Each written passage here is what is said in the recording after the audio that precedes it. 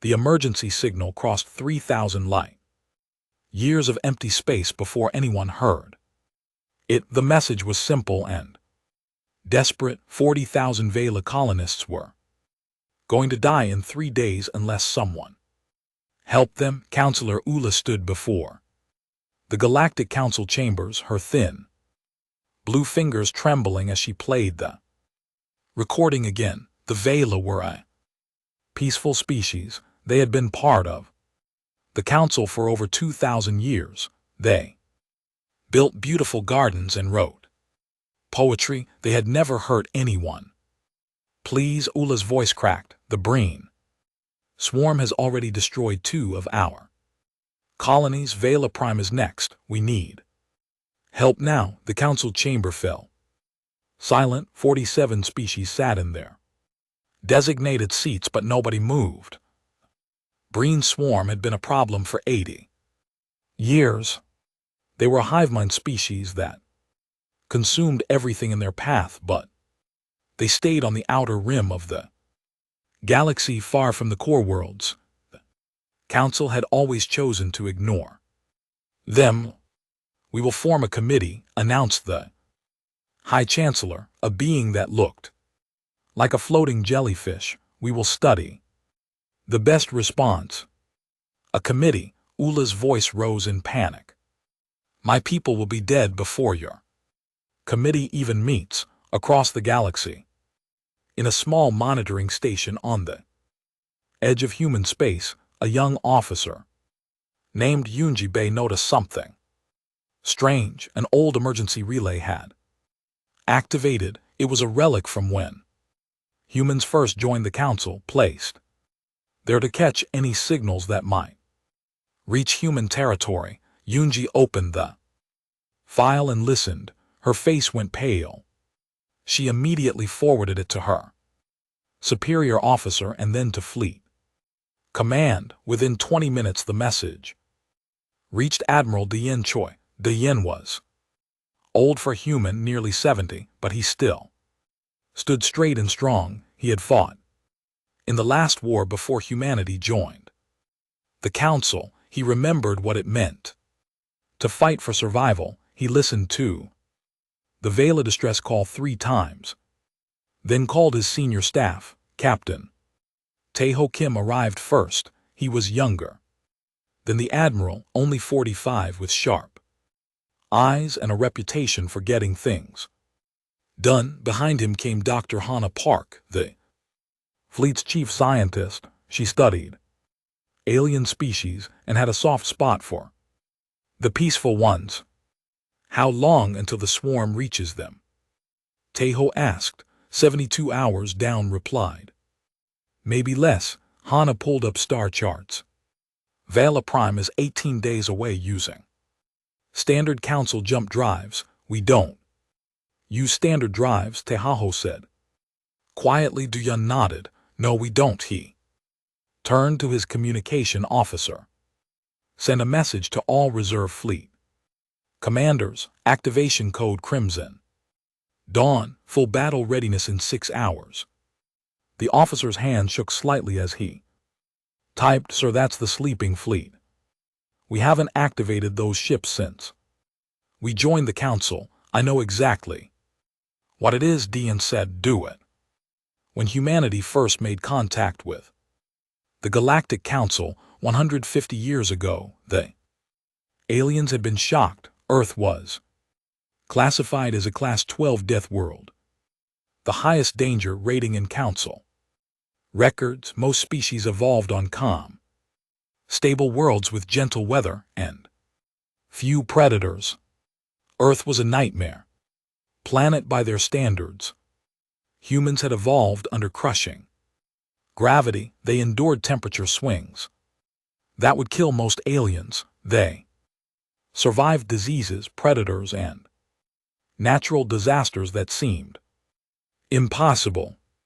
When the council asked humanity to join, they had one requirement: reduce your military. Humanity agreed. They mothballed 200 of their newest warships and promised to use only peaceful exploration vessels. The council was Satisfied, what they didn't know was that humanity kept those warships ready. They just didn't talk about them now. Across human space, crews rushed to their battle stations. Ships that had been sleeping in hidden docks roared to life. The sleeping fleet was waking up. On the Council home world, the emergency session continued. Species after species stood to speak about the Vela situation. They offered sympathy. They promised aid packages. They suggested diplomatic outreach to the Breen swarm. Nobody offered ships. Nobody offered soldiers. Counselor Ula sat in her chair, tears running down her face. Her people were going to die, and these comfortable core welders were going to let it happen. Then the doors burst open. Human woman strode in, wearing a simple gray uniform. Her name was Gina Rowe, and she was humanity's diplomatic attaché. She rarely attended council sessions. Most species had forgotten humans were even members. Counselors, Gina said, her voice cutting through the chatter. Humanity has received the Vela distress call. The High Chancellor's tentacles rippled in annoyance. This is a closed session, human. We are discussing. I know what you're discussing, Gina interrupted. You're discussing how to do nothing while people die. Let me save you some time. Humanity will respond to the distress call. The chamber erupted. Species jumped to their feet, shouting in a dozen languages, impossible. Someone yelled, you can't reach them in time. You don't have military vessels. Another cried. Gina smiled. It was not a friendly expression. We will reach Vela Prime in 32 hours, and as for military vessels, she pulled up a holographic display. The council chamber fell silent as 200 human warships appeared on the screen. They were already moving, already accelerating toward Vela space. This violates the peace accords, the High Chancellor thundered. The peace accords say nothing about defending council members under attack, Gina replied calmly. Check your own laws. We're following them exactly. Counselor Ula stood slowly, her eyes wide. You're really coming? Gina turned to her. Captain Teho Kim commands the lead battle group. He specializes in evacuation under hostile conditions. Commander Jin Wu Li is bringing the Marine divisions. They're very good at what they do. But why? Ula whispered. We've never even met before. Why would humans risk their lives for us? Gina's expression softened. Because you asked for help, that's enough. In the human flagship Defiance strike, Captain Teho stood on the bridge, watching the stars blur past. His ship was using combat jumps, a dangerous, faster-than-light method that most species considered insane. Human ships could handle it. Human crews could handle it. 31 hours to Vela Prime, his navigator announced. Teho nodded. His tactical officer, Lieutenant Nari Song, pulled up everything they knew about the Breen swarm. It wasn't much. The swarm consumed planets and enslaved survivors. They had never been defeated. We're going to be outnumbered, Nari said quietly.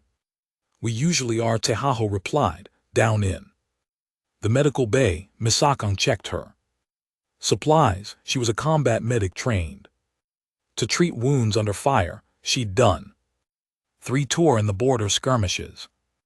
Before the council, she knew what was coming in the Marine quarters. Commander Jin Wu Li briefed his troops. They were checking their armor and weapons with practiced efficiency. Most of them were young, but they were ready. Humans were always ready. Admiral Dian watched from his command ship as the fleet raced toward Vela Prime. He thought about the council and their committees. He thought about Counselor Ula's desperate tears. He thought about 40,000 people who were about to die if nobody helped them. The galaxies had peace for 3,000 years. His second in command said quietly, "They've forgotten what war looks like." Down nodded. "They're about to remember, and they're going to learn something else too." "What's that, sir?" "That humans never forgot." The fleet plunged deeper into faster-than-light space, racing toward a battle that would change the galaxy forever. Behind them, the council argued about protocols and procedures. Ahead of them, the Breen swarm closed in on Vela Prime, expecting easy prey. They were all about to learn what happened when you threatened the innocent while humans were watching. The SOS had awakened the Death World fleet, and the galaxy wasn't prepared for what came next. The human fleet dropped out of faster-than-light travel at the edge of the Vela system. Alarms immediately started blaring.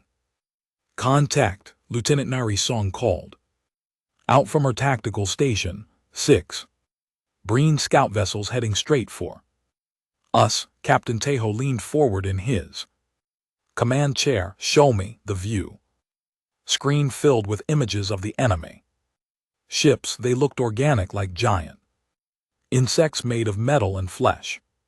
Each one was twice the size of a human destroyer. They moved in perfect unison, a sign of the hive mind controlling them. "They're scanning us," Nari reported. "Wait, they're accelerating." "Attack formation." "How long until they're in weapons range?" Tejo asked. 90 seconds. Tejo pressed a button on his chair. "All ships, battle formation Delta. 7-point defense systems online. Do not fire until they do." Dr. Hannah Park stood in the science station, her fingers flying over the controls. She was recording everything. This was humanity's first real contact with the Breen swarm. Every piece of data mattered. The Breen scout ships opened fire first. Plasma bolts that could melt through standard council ship armor shot toward the human fleet. "Brace for impact," Nari said. The plasma hit the lead human destroyer. The ship shook. Alarms blared, but when the glow faded, the ship was still there, scorched but intact. "Damage report," Tejo ordered.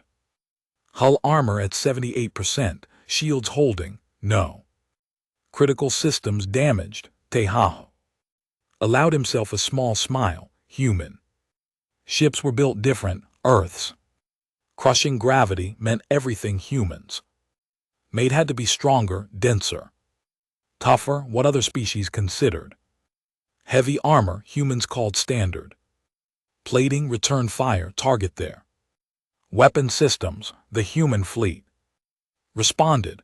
Rail guns accelerated metal slugs to incredible speeds. Missiles streak through space. The Breen scouts never expected prey to shoot back with such force. 3 of them exploded immediately. The other 3 tried to retreat. "Don't let them report back," Tejo ordered. "Take them down." Human fighter craft launched from the carriers. Young pilots like Enan Kyun Huang strapped themselves into cockpits designed to handle extreme maneuvers. The fighters shot forward faster than the Breen scouts could process. Kai Hun pulled his fighter into a turn that would have crushed most alien pilots. The G-forces pressed him back into his seat, but his body handled it. Humans evolved under Earth's gravity. This was nothing. His targeting computer locked on. He fired. The last Breen scout exploded. All enemy vessels destroyed. Nari reported. "No survivors." "Good," Tejo said. "Now they can't warn the main fleet." "How long until we reach Vela Prime?" 4 hours at current speed. Tehaho opened a channel to Admiral Doyen. Sir, we've cleared the scouts. Moving to the planet now. Understood. Captain Doyen's voice crackled back. Commander Jin Woo is ready with the Marine divisions. Get those civilians too. Safety, down in the troop transport. Commander Jin Woo Lee stood before 2,000 Marines. They were checking their armor. One last time, human combat armor was thick and heavy, designed to protect against everything from bullets to alien claws. It made humans look even bigger and more dangerous than they already were. Listen up, Jin Woo and LT Unk and GT's voice boomed. We have one job: evacuate 40,000 Vela civilians before the main Breen fleet arrives.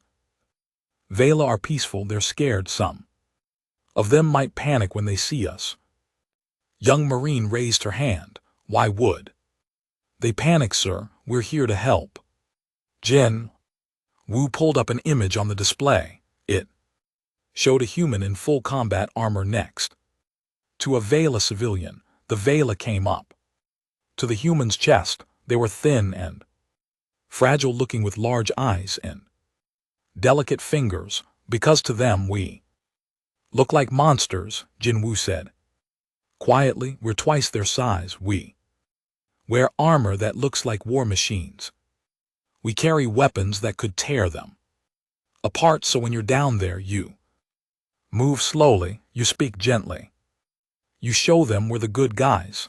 The Marines nodded. They understood being strong meant being careful. In the medical section, Miso Kang was preparing for casualties. She'd set up emergency treatment stations and stockpiled supplies. She knew how humans fought. They threw themselves into danger to save others. They took wounds that would kill most species and kept fighting. Her assistant, a young medic named Hyun, looked nervous. Do you think it'll be bad? Miso didn't lie to him. Yes, but we'll save as many as we can. That's what we do. The fleet reached Vela Prime. Planet was beautiful, covered in purple forests and blue oceans. Cities dotted the surface, elegant structures that looked like they grew from the ground rather than being built. Scanning the surface, Nari reported, I've got the civilian population concentrated in the capital city. They're gathering in the central plaza. Looks like they're preparing to evacuate. Good, Tehaho said. That'll make things easier. How much time do we have? Long range sensors show the main Brecken fleet approaching. They'll be here in 8 hours. 8 hours to evacuate 40,000 people. It seemed impossible. The council would have needed weeks to plan such an operation. They would have formed committees and subcommittees. They would have debated the best approach. Humans just did it. All transport ships begin landing operations, Tehaho ordered. Commander Jin Woo, the ground is yours. The human troop transports descended through the atmosphere to the Vela. Watching from below, they looked like falling stars, huge dark shapes that touched down around the city with precision. The loading ramps dropped. Commander Jin Woo stepped out first and the Vela civilians gasped. He was massive compared to them. His armor made him look even bigger, but he moved slowly, carefully. He removed his helmet so they could see his face. My name is Jin Woo, he said, his voice amplified but gentle. We're here to take you somewhere safe. Please follow my soldiers to the transport ships. We don't have much time. A young Vela child no taller than Jin Woo and LT Unk and GT's knee stepped forward. Are you really here to save us? Jin Woo knelt down, making himself smaller. Yes, I promise. Evacuation began, human soldiers guided families onto the transports. They carried elderly Vela who couldn't walk fast. They comforted scared children. They worked with practiced efficiency, but never forgot to be gentle. Lieutenant Nari coordinated everything. From orbit, she had divided the city into sectors and assigned transport ships to each one. She tracked every civilian, making sure nobody got left behind. Sector 7 is loaded. Lifting off now. 1. Transport captain reported. Sector 3 complete, moving to the backup landing zone. Another called. The operation moved like clockwork. This was what humans did best. When lives were on the line, they didn't hesitate, they didn't debate. They acted. Dr. Hana helped too. She'd gone down to the surface to talk with the Vela leaders, explaining what was happening. They couldn't believe how fast the humans worked. How are you doing this? One Vela elder asked. Council said rescue was impossible. Hana smiled sadly. The council thinks like people who have never had to fight to survive. Humans think different. We come from a world that tried to kill us every day. We learn to be fast, we learn to be efficient, and we learn to never leave anyone behind. 4 hours into the evacuation, the first problem started. The Breen swarm was arriving early. Captain, I've got incoming ships, Nari called out. Not the main fleet yet, looks like an advanced force, 20 vessels. Tejo didn't hesitate. Battle Group 2. Intercept them, keep them away from the planet. Battle Group 1. Maintain position over the city. We're not stopping the evacuation. The human warships moved to engage. Breen Advance Force was expecting easy prey. They destroyed Vela colonies before without resistance. They'd never fought humans before. Henson Kai Hun and his fighter squadron hit the Breen ships first. Human pilots flew with an aggression that shocked the hive mind. They didn't dodge carefully. They attacked head-on, trusting their ships and their skills. Kai Hun's fighter shook as enemy fire grazed his shields. He didn't slow down. He locked onto a Breen destroyer and fired missiles. The enemy ship exploded. That's 3 for me, he called over the squadron channel. Show off. His wingman laughed. I'm at 4, down on the planet. Commander Jin Wu heard the battle starting overhead. He didn't let it distract him. His job was the civilians. The fleet would handle the fighting. Sectors 1 through 9 evacuated, he reported. 70% complete. 4 more hours and we're done. You've got 3 hours. Tehaho's voice came back. The main Breen fleet is coming faster than expected. Then we'll work faster. Jin Wu replied. The Marines doubled their efforts. They ran instead of walked. They carried more civilians at once. They pushed themselves to the limit.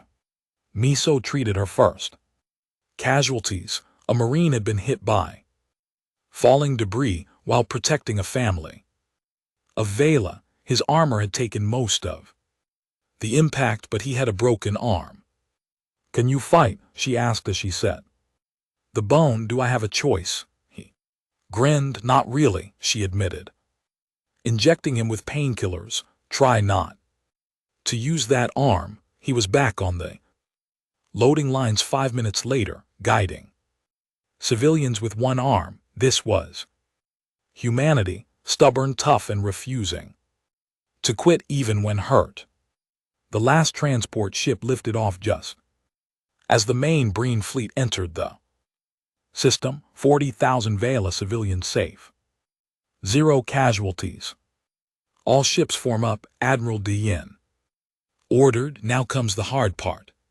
The Breen swarm had arrived and they were About to learn why you don't threat people when humans are around. The Breen swarm fleet dropped out of faster than light travel like a plague of locusts. 500 bioships filled the space around Vela Prime. They moved in perfect formation, controlled by a single hive-mind intelligence that had conquered 12 star systems. The swarm had never lost a battle. They always won through numbers and brutality.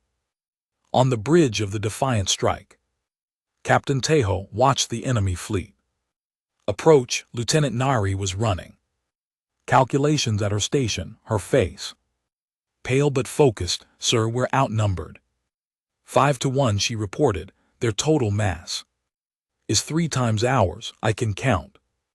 Lieutenant Tejo said calmly. He opened a channel to the fleet.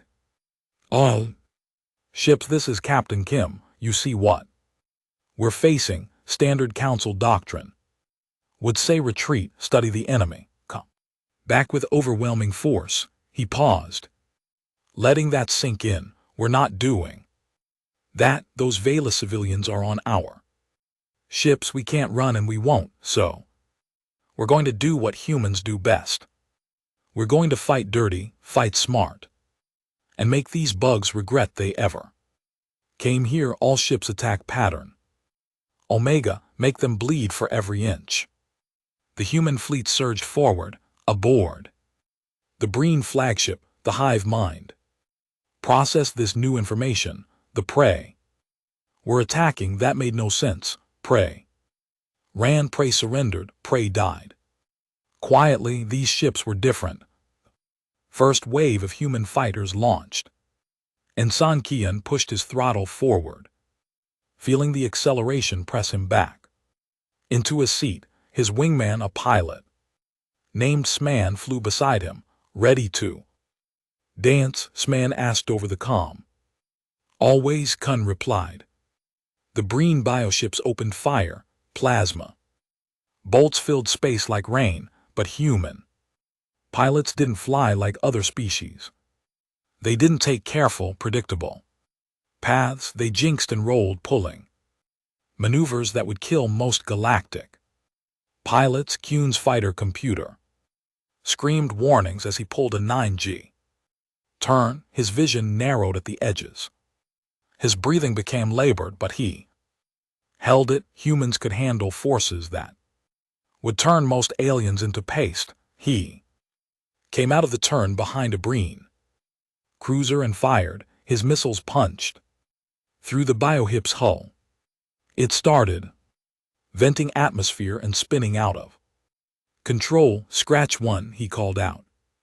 Across the battlefield, the same scene repeated 100 times. Human pilots were faster, more aggressive, more willing to push their machines and themselves to the limit, but there were so many Breen ships, we can't stop them.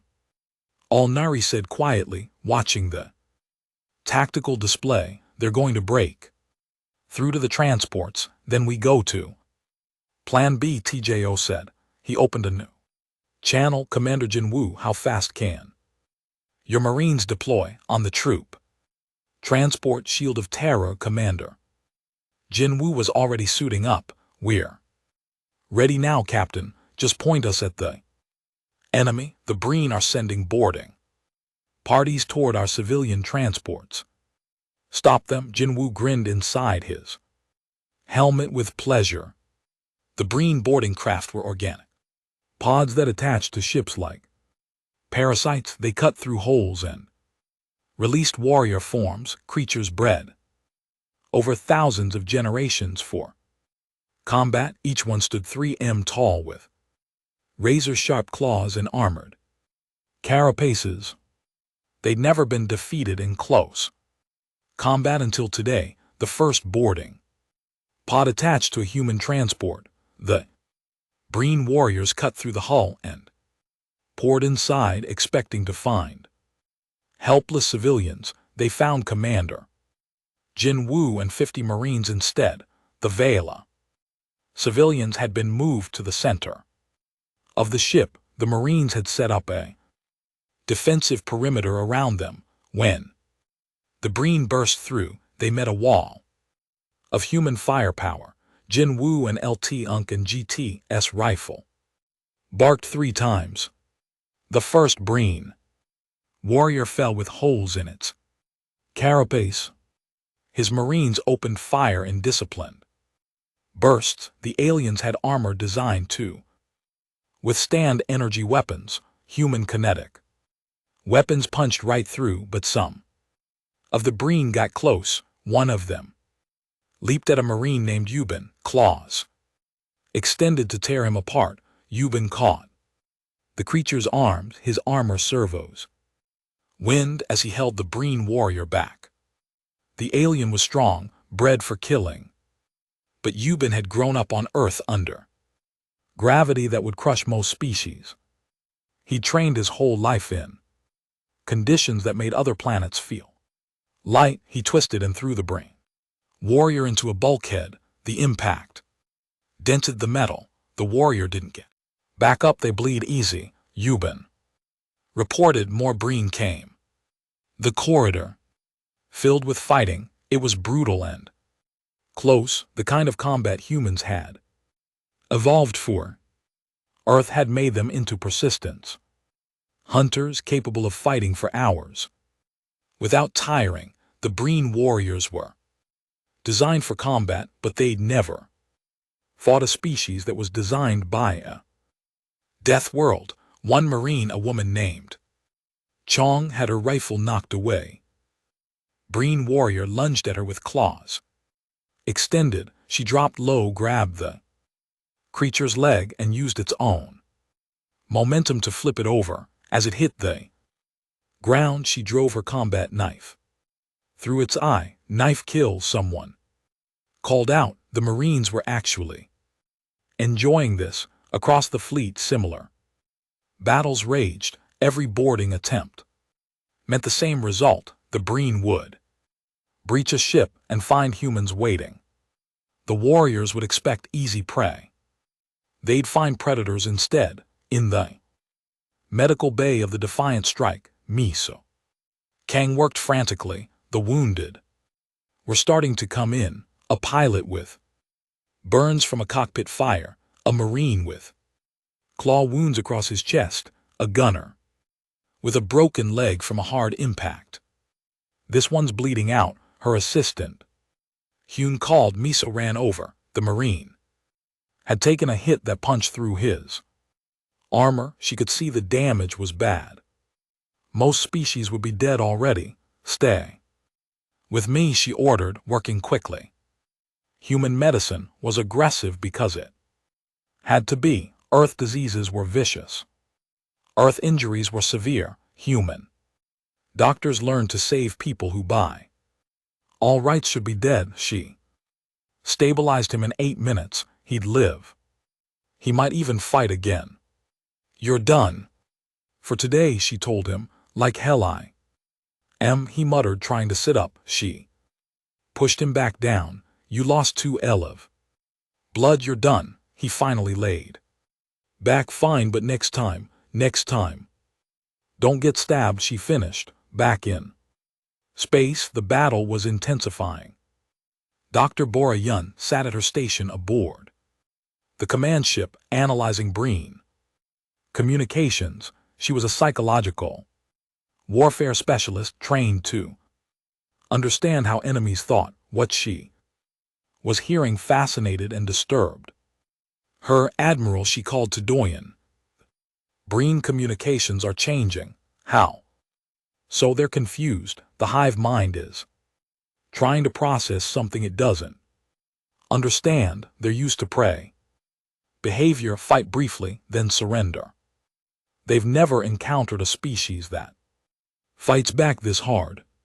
She pulled up translated snippets of the alien communications. Words like persistent predators and prey with teeth kept appearing.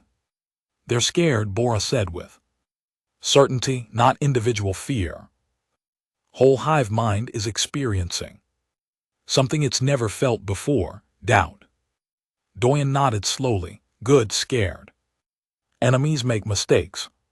He was right, the Brecken fleet was starting to show cracks in their formation. Ships that should have been coordinating were acting independently. The perfect hive mind unity was breaking down. Engineer Siu Nam was in the belly of the Defiant strike, keeping the ship running despite battle damage. A plasma bolt had scorched the hull, damaging power relays. He and his team were fixing them while the ship was still fighting. Route power from the secondary systems, he ordered. We need shields more than we need comfortable cabins. His team worked with practiced efficiency. Human ships were designed to take damage and keep fighting. Every critical system had backups. Every backup had alternatives. Earth's hostile environment had taught humans to plan for the worst. Power restored, someone called out. Shields at 80%. Good enough, Seiyu replied. Now let's fix the ship rocked as another hit landed. New alarms blared. Hull breach. On deck 7, his computer announced. Already on it, Siwu said, grabbing his tools and running. This was his ship. He'd keep her flying until the fight was done. Captain Tejo watched the tactical display shift. The human fleet was holding but barely. They destroyed nearly 100 Breen ships, but more kept coming. We need to change the equation, he said to Lieutenant Nari. Target their command ship, the big one. In the center of their formation, Nari's eyes widened. Sir, that thing is surrounded by 50 escorts. We'll never get through. We don't have to get through, we just have to get close. Tehaho opened a channel. All bombers form up on the Defiant strike. We're making a run on the Breen flagship.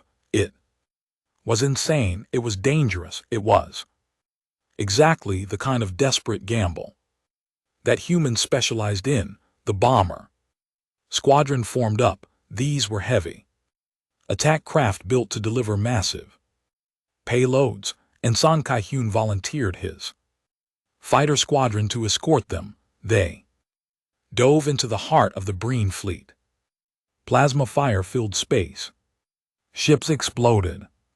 Left and right, the Breen threw everything they had at the incoming attack, but the humans kept coming. Pilots pulled impossible maneuvers. They covered each other, sacrificed their own shields to protect their wingmen. 2 bombers were destroyed, then 3, but the rest got through. They released their torpedoes at point-blank range. Breen flagship's shields flared and died. The torpedoes punched into the massive Biwhip's hull and detonated. For a moment nothing happened. Then the flagship started to break apart. Across the Breen fleet, ships suddenly went dead in space. The hive mind had been headquartered in that flagship. Without it, the swarm was blind and confused. Now, Tejo shouted, hit them while they're disorganized. The human fleet surged forward. They tore into the confused Brechen ships with ruthless efficiency. Within an hour, the battle was over. Of the 500 BCH Han bioships, less than 50 escaped. The rest were destroyed or crippled. Commander Jin Woo stood in the corridor of the transport, surrounded by dead Breen warriors. His marines were checking each other for injuries. Despite the brutal fighting, they'd only lost 2 marines. The Vela civilians were safe. Clear, he reported to Captain TJO. All boarding parties eliminated. 0 civilian casualties. Good work. Commander Jin Woo looked at his marines. They were tired, bloody, but victorious. Not bad for a day's work, he said. They grinned back at him. In the medical bay, Miso finally had time to breathe. She treated 63 wounded and saved every single one. Her hands were shaking from exhaustion, but she allowed herself a small smile. Humans were tough. Sometimes they just needed a little help. To remember that, Admiral Doyen stood on his bridge looking at the battlefield. The Breen swarm had terrorized the outer rim for 80 years. They'd seemed unstoppable. One human fleet had shattered them in a single day, sir. His communication officer said, "We're receiving a message from the Breen survivors. They're retreating." "Let them go," Dean said, "but track where they run to. This isn't over yet." The Galactic Council Emergency Chamber was in chaos. Representatives from 47 species shouted at each other in a dozen different languages. Holographic displays showed the battle at Vela Prime on repeat. The humans had done the impossible. They'd also broken every rule the council held sacred. "This is an outrage," screamed Counselor Thex, a reptilian being from the core worlds. Humans launched a military fleet. Without council approval, they engaged in offensive warfare. They destroyed an entire enemy fleet. They saved 40,000 lives, Counselor Ula said quietly. She was still recovering from the shock. Her people were alive. The humans had actually done it. "That's not the point," another counselor shouted. "Peace accords specifically forbid." Chamber doors opened. Gina Rowe walked in, still wearing her diplomatic uniform. She looked tired but unbowed. Behind her walked Captain Tejo, still in his combat gear. His presence made several counselors step back nervously. "The peace accords forbid what exactly?" Gina asked, her voice cutting through the noise. The High Chancellor's tentacles rippled in agitation. "Unprovoked military action, aggressive warfare, deployment of warships without council oversight. Then you should read your own laws more carefully," Gina replied. She pulled up the peace accords. On the central display, Article 12, Section 7, any council member may deploy defensive forces to protect other council members under direct attack. "We were protecting the Vela. That's not only legal, it's our duty. You had warships," someone accused. "You promised to demilitarize when you joined. We promised to reduce our military presence." Tejo spoke for the first time. His voice was calm but hard. "We did. We went from 3,000 warships to 200. That's a 93% reduction. We kept the rest in reserve for emergencies." This was an emergency. The chamber fell silent. They'd never asked for exact numbers. They'd assumed humanity had disarmed completely. Counselor Thex hissed, "You deceived us." "No," Gina said firmly. "You made assumptions. We never lied. You just never asked the right questions." On the display, footage played of human Marines fighting Brecken warriors in close combat. The council members watched in horrified fascination. Humans moved with a speed and violence that seemed impossible. They threw the Breen warriors around like toys. "How are they so strong?" someone whispered. Dr. Hannah Park stepped forward. She'd come back with the fleet to present her findings. "May I?" Gina nodded. Hannah pulled up Earth's profile. Most council species evolved on calm, stable worlds. Low gravity, mild weather, few predators. Earth is different. It's classified as a Class 12 death world, the highest rating. In council records, she showed images of Earth, hurricanes, earthquakes, volcanoes, predators that hunted packs, diseases that killed millions.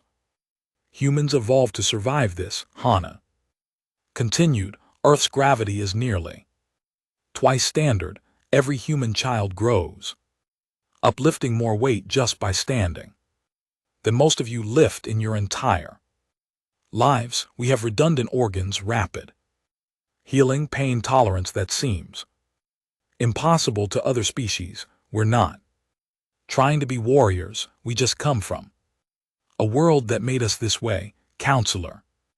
Thex stared at the data. You're saying every human is this dangerous? Every human is a survivor, Hana corrected.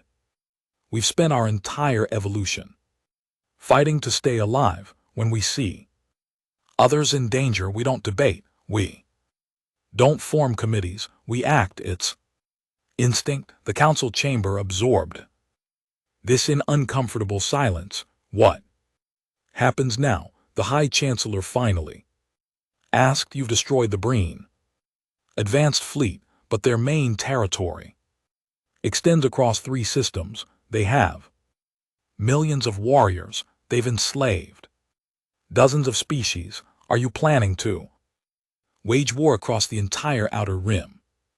Admiral Doyen entered the chamber. He'd been listening from outside. That depends on you, explained the Brecken swarm has terrorized the Outer Rim for 80 years. How many distress calls have you received? How many colonies were destroyed while you debated and studied? The counselors looked away. They knew the answer. We tracked the Breen survivors, Doyen continued. They fled to their home cluster. We followed them. Do you know what we found? He pulled up new images, species the council had never seen before, emaciated and chained, entire populations enslaved and forced to work in Brecken hive structures. 200,000 beings from 17 different species. Down said quietly, some have been slaves for 3 generations. They don't even remember freedom, counselor. Eula gasped. Others turned away, unable to look. We're offering you a choice. Down said, option 1, we withdraw. We take the Vela refugees home and never speak of this again. The Breen rebuild and continue enslaving the Outer Rim. You go back to your committees and debates. What's option 2? They asked. We finish what we started. We liberate every slave. We dismantle the Breen swarm completely. We make sure they never threaten anyone again. That's genocide, someone shouted. No, Tejo said sharply. Genocide is what the Breen do. We're offering them surrender. If they refuse, we'll destroy their war machine, free their slaves and leave them with enough to survive, but never conquer again. The High Chancellor's tentacles whiffed in agitation. This is too much, too fast. We need time to consider time. Gina's voice was cold. Those slaves don't have time. Every day we waste is another day they suffer. You've had 80 years to fix this. Now step aside and let us do it. Admiral Unishin had been waiting in orbit with the second wave fleet, 100 more human warships, fresh and ready for battle. When she received Doyen's signal, she jumped into council space. The council's sensor stations went crazy. 100 new capital ships appeared on their screens. That's impossible. Someone muttered. How do they have so many ships? Because we never stopped building them, Una said, her hologram appearing in the council chamber. We just didn't tell you about it. Earth has 30 shipyards. Each one produces 10 warships a year. We've been doing this for 150 years. You never asked, so we never mentioned it. The number of human warships was now 300, more than most council species had in total. You could conquer us, Thex said, his voice shaking. If we wanted to conquer you, we would have done it already, Dwan replied. We don't want conquest, we want peace, real peace. The kind where people don't die because bureaucrats are too slow to help them. The vote was called. The council had to decide, authorize human military action against the Breen, swarm or condemn it and risk humanity. Leaving the council entirely, the freed slaves made the difference. 12 representatives brought back by human ships testified before the council. They told stories of horror that had lasted generations. They showed scars from Breen torture. They spoke of families torn apart and children born into chains. The humans came for us, one elder said, his voice breaking. We'd given up hope. We thought the galaxy had forgotten us. Then these warriors from Earth arrived and fought through an entire Breen fleet to reach us. They didn't know us. We'd never met before. But they came anyway. Counselor Ula stood. She looked at each council member in turn. My people were 3 days from extinction. The council offered sympathy and committees. The humans offered ships and soldiers. I know which one saved lives.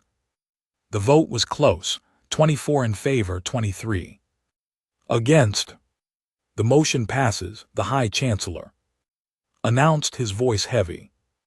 Humanity is authorized to engage the Breen swarm. May whatever gods you believe in have mercy on us all. The human fleet didn't waste time. Admiral Doyen split his forces into 3 battle groups, each one targeted a breach controlled system. Captain Tejo led the assault on the primary hive cluster. The Brehin had fortified it with orbital defense platforms and automated weapons.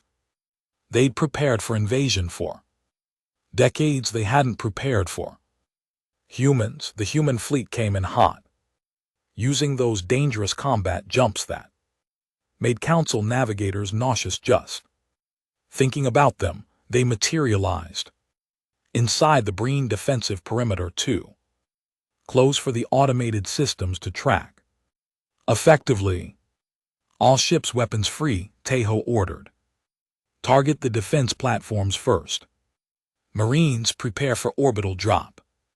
Commander Jin Wu and his expanded division of 10,000 Marines loaded into drop pods. These were armored shells that would carry them from orbit directly to the surface. Most species consider them death traps. The G forces during atmospheric entry could kill. Humans call them express elevators. Ready? Jinwu asked his troops. 10,000 voices answered in unison. Ready. Pods launched. Jinwu felt the acceleration press him into his restraints. His vision grayed at the edges. The pod shook violently as it hit atmosphere. Fire surrounded him as friction heated the pod's exterior. Then impact. The pod hit the ground and the doors blew off. Jinwu rolled out, rifle ready. He was in the middle of a beachhan slave camp. Thousands of beings from a dozen species were chained and working. Breen guards turned toward the falling pods in confusion. They died confused. The human Marines spread out with brutal efficiency. They practiced this 1,000 times. Free the slaves. Eliminate the guards. Secure the area. Move to the next camp. A young slave, barely more than a child, stared at Jin Wu in shock. Are you real? Jin Wu broke the chains with his armored hands. We're real and you're free. Stay close to us. We'll protect you. Across 3 systems, the same scene played out. Human forces struck fast and hard. The Breen fought back with everything they had. They sent wave after wave of warriors. They used bioweapons designed to kill most carbon-based life. They learned that humans didn't die easy. Miso Kang set up field hospitals on each liberated world. The freed slaves were in terrible Condition, malnutrition, disease. Injuries from years of abuse. She and her medical teams worked around the clock. This one's not going to make it, Hun said quietly, looking at a patient's readings. Miso came over and checked herself. The patient was barely breathing, their organs failing. Most doctors would give up, start a transfusion. Miso ordered synthetic blood type universal, push antibiotics, and start the regeneration protocol. But do it. 6 hours later, the patient opened their eyes. They would live. How did you know? Hun asked. Miso smiled tiredly. Because humans don't give up, and we don't let others give up either. The battle for the Breen home cluster lasted 2 weeks. The hive mind fought desperately, but they'd never faced an enemy like this before, an enemy that fought harder when things got difficult, an enemy that refused to quit. Admiral Doyen stood on his bridge and watched the final Breen command ship surrender. It's over. The Breen swarm, a threat that had plagued the galaxy for 80 years, was defeated.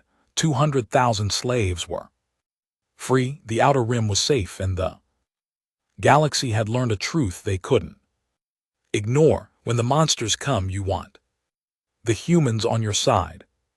3 weeks after the Breen War ended, the Galactic Council met for its most important session in 1,000 years.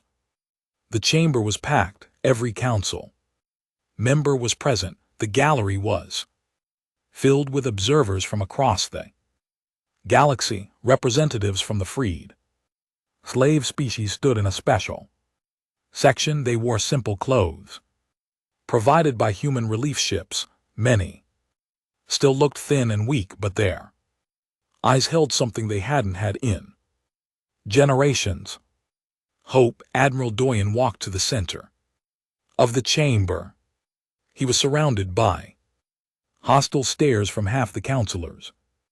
The other half looked at him with respect or fear. He didn't care about either.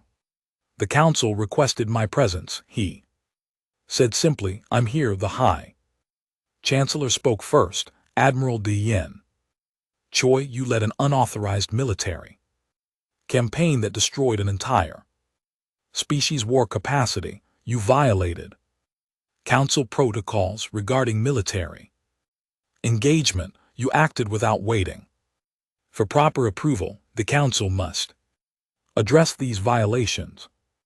We saved 200,000 lives, Diane replied. Respectfully, I don't consider that a violation of anything important. Counselor Thek stood, his scales rustling with anger. You don't get to decide what's important. The council decides. We've maintained peace for 3,000 years through careful diplomacy. And while you were maintaining your peace, Doyen interrupted, people were dying. The Breen enslaved entire worlds while you debated. How many distress calls did this council ignore? How many colonies fell while you formed committees?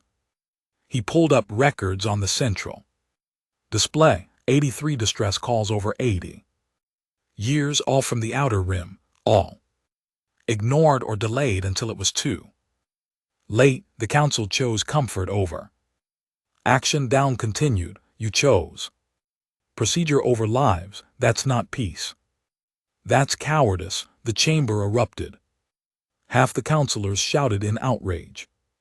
The other half sat in uncomfortable silence. Then one of the freed slaves stood. His name was Kels. He was old, his body bent from decades of forced labor, but his voice was strong. May I speak? The High Chancellor looked uncertain but nodded. Kels walked to the center of the chamber. I was born a slave. My parents were slaves. Their parents were slaves for 3 generations. My people lived in chains. We sent distress calls every Every year the council promised to study the situation, to form committees, to find diplomatic solutions. His voice grew harder. Every year nothing changed until the humans came. He turned to look at Admiral Doyen. These warriors traveled across the galaxy for people they'd never met. They fought through an enemy fleet. They broke our chains with their own hands. And when we asked why they'd risked their lives for strangers, do you know what they said? The chamber was silent. They said, because you needed help. That's enough. Kel Ross looked back at the council. I don't care about your protocols. I don't care about your procedures. My children are free because of humans. Judge them if you want. History will judge you harsher. He sat down. 11 more freed slaves stood to speak. Each one told similar stories. Each one praised the humans who'd saved them. Counselor Ula stood last. I asked this council for help when my people faced extinction. You offered sympathy and committees. The humans offered ships and soldiers and succeeded where you said success was impossible. I propose we not only forgive humanity's actions, but reward them. Thex sputtered. For what? For showing us what we've become. Eula said softly, we're so proud of our 3,000 years of peace. But we bought that peace by ignoring suffering we couldn't see, by pretending threats on the outer rim didn't matter. The humans reminded us that peace without justice is just silence. The vote was called. The question: should humanity face sanctions for their military actions? 20 votes in favor of sanctions, 27 against. Then the second vote: should humanity be granted a permanent council security seat? 31 in favor, 16 against. The motion passes. The High Chancellor announced, humanity will join the Council's Security Council with authority to respond to threats against Council members. But that wasn't the end. Captain Tejo stood and addressed the Council. We accept this responsibility, but we're not doing it your way, explained the High Chancellor said cautiously. The Council military is ceremonial parade force that hasn't fought a real battle in millennia. That ends now. We're establishing the Galactic Protection Initiative. It will operate under Council authority, but with human command structure. He pulled up organizational charts. Will train mixed species units, share our technology, teach Council forces how to actually fight, not for conquest, for defense. Lieutenant Nari Song stepped forward. She'd been promoted to commander after the Breen campaign. I'll lead the tactical training programs. Any species that wants to learn human combat doctrine can send officers. Dr. Hannah Park spoke next. I'm establishing the interspecies recovery program. We have 200,000 freed beings who need medical care, psychological support, and reintegration help. We'll work with Council Medical Services, but humans will lead the effort. The proposals kept coming: infrastructure, rebuilding programs for the freed worlds, trade agreements to help them recover economically, educational exchanges to spread knowledge. Counselors watched all this with suspicion. You're taking over. No, Admiral Diyen said firmly. We're fixing what's broken. You can help or stay out of the way, but we're not asking permission anymore. We joined this council thinking it stood for something, for protecting the weak, for standing against tyranny. We were wrong. It stands for comfort and safety. For the core worlds, that changes now. And if we refuse, Doyen met his eyes, then we leave the council and protect the outer rim ourselves. Your choice. The threat was clear. The Council needed humanity more than humanity needed the Council. 6 months later, the changes were visible across the galaxy. The first mixed species combat unit graduated from training, 20 humans, 30 from various Council species, all wearing matching uniforms. Commander Nari stood before them with pride. You came here as individuals. She told them, you leave as a team. You've learned to trust each other, to fight together to protect those who can't protect themselves. Now go make your species proud. The new soldiers marched out with confidence they'd never had before. On the freed world of Kelrin, Dr. Hana watched as a new hospital opened. It was built using human medical technology, but staffed by doctors from 12 different species. The freed slaves were finally getting the care they needed. Miso Kang walked through the wards, checking on patients. Many of them still had nightmares. The trauma of enslavement didn't heal quickly, but they were healing. A child approached her nervously. Are the humans leaving? Miso knelt down.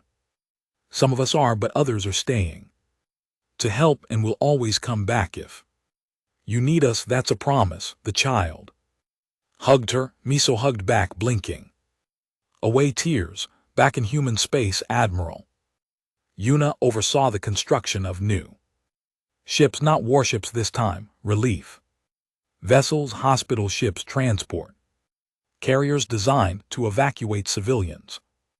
We're preparing for the next emergency, she explained to a Council observer. Because there will be one, there always is. Aren't you tired of fighting? The observer asked. Yuna smiled. We're not fighting, we're protecting. There's a difference. In the Council chambers, Gina Ro worked with reformers from across the galaxy, species that had been inspired by humanity's actions.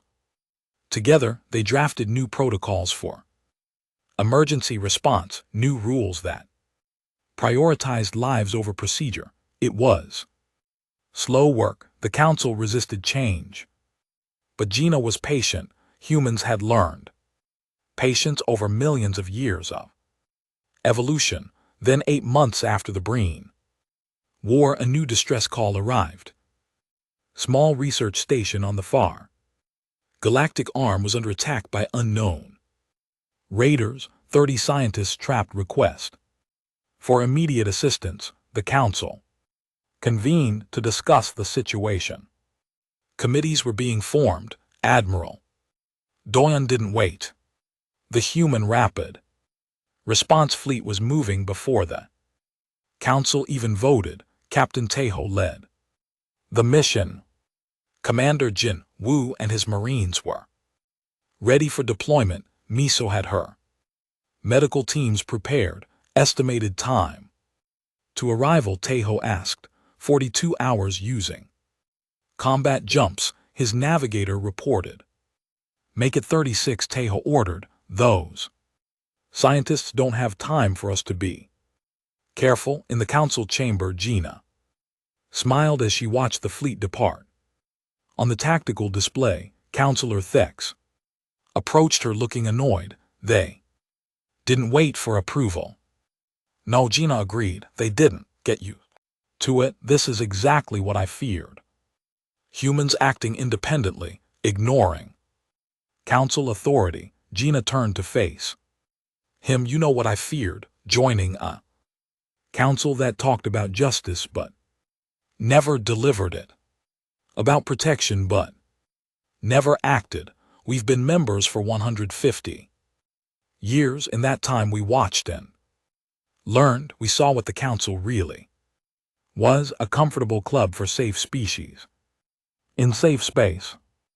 And now you're changing us. No, Gina corrected. Now we're reminding you what you're supposed to be, an alliance that protects the weak, that stands against tyranny, that actually means something. She pointed at the display showing the human fleet racing toward the distress call. Those 30 scientists don't care about council protocols. They care about being saved, and they will be, because humans don't debate while people die. Thex was quiet for a moment, then, surprisingly, he nodded. Perhaps. We needed this, needed you, perhaps you did. The human fleet reached the research station in 34 hours. The raiders fled when they saw warships approaching. The scientists were evacuated safely. 0 casualties. It became a pattern. Distress calls arrived. The council debated. Humans responded slowly. Other species started following humanity's example. Council members began keeping their own rapid response forces. Training programs expanded. The culture of the galaxy was shifting. 5 years after the Breen War, Admiral Doyen retired. He'd spent his entire adult life in service. Now at 75, he was ready to rest. Captain Tejo, promoted to Admiral, took command of the Galactic Protection Initiative. It was now a force of 50,000 troops from 20 different species, all trained in human tactics, all ready to respond when needed. Dr. Hana's recovery program had helped over 500,000 beings across the galaxy, former slaves, refugees, disaster survivors, all getting the help they needed. Lieutenant Nari, now a full commander, trained the next generation of mixed species officers. The galaxy was learning to fight not for conquest but for protection, and across the outer rim, species that had once lived in fear now lived in peace, because they knew if the monsters came, help would arrive. Doyen sat in his home on Earth, looking up at the stars. An old Marine approached him. It was Kelrose, the freed slave who'd spoken at the council. He'd chosen to settle on Earth after his recovery. Do you regret it? Kelrose asked, dragging humanity into all these conflicts. Doyen thought about the question, about the battles fought, the lives lost, the risks taken. No, he said finally. Humanity evolved on a world that tried to kill us every day. We learned to fight, to survive, to protect our own. When we joined the council, we didn't stop being warriors. We just chose who we'd fight for.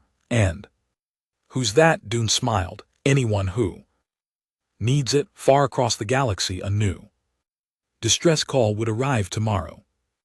Pirates attacking a colony. The council would debate response protocols. Human fleet would already be moving, because that's what humans did. They saw people in danger and they acted. They didn't wait for permission. They didn't debate when lives hung in the balance. They remembered that strength without compassion was tyranny, but compassion without strength was powerless. So they were both warriors who chose mercy, predators who protected the prey, deathworlders who used their strength to guard the weak. The galaxy had been comfortable in its 3,000 years of peace. It had forgotten that peace wasn't the absence of warriors. Peace was warriors who chose restraint. But when the monsters came, when the innocent cried for help, those warriors remembered what they were made for, and they answered the call every single time.